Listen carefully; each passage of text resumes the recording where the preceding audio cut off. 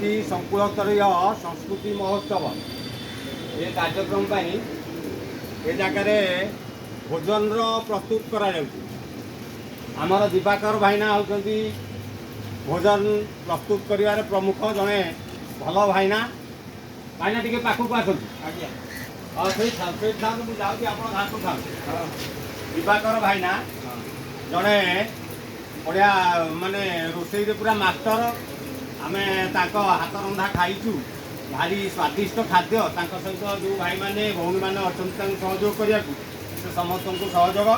ଆଜିର ଖାଦ୍ୟ ମେନୁ ସକାଳେ ପିଲାମାନଙ୍କ ପାଇଁ ସୁଜି ଉପମା ଆଉ ଘୁଗୁନି ହେଇଥିଲା। ବର୍ତ୍ତମାନ ଦ୍ୱିପହର ପାଇଁ ସାଧା ଅନ୍ନ ହେଇଛି।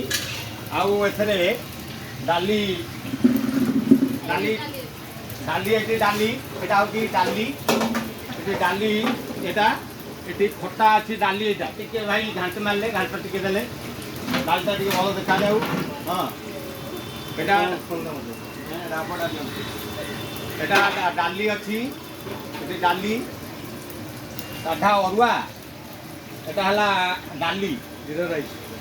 ଆଉ ତାପରେ ଏଠି ଖଟା, ଏଇଟା ଖଟା ଅଛି। ଡାଲିରେ ପାଣି ଟିକେ ଆଉ ଇଏ ଟମାଟୋ ଖତରା ଆଉ ବିଭିନ୍ନ ପ୍ରକାର ଏ ଯେଉଁ ସେଉ ଆଉ କିସମିସ୍ ଏମିତି ସବୁ ପଡ଼ିକିନି ଖଟା ପ୍ରସ୍ତୁତ ହେଇଛି।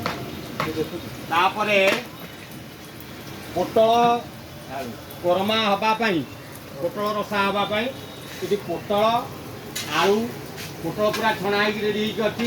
ଆଳୁ ଛଣା ଚାଲିଛି। ଏଠି ପୁରା ମସଲା ପ୍ରସ୍ତୁତ ହେଇଯାଇଛି। ଆଉ ଅଳ୍ପ ସମୟ ପରେ ଏ ସବୁ ପ୍ରସ୍ତୁତ ସରିଯିବ। ଇଏ ହେଉଛି ସବା ଶେଷ ଆଇଟମ୍, ପୁରା କ୍ଷୀରି।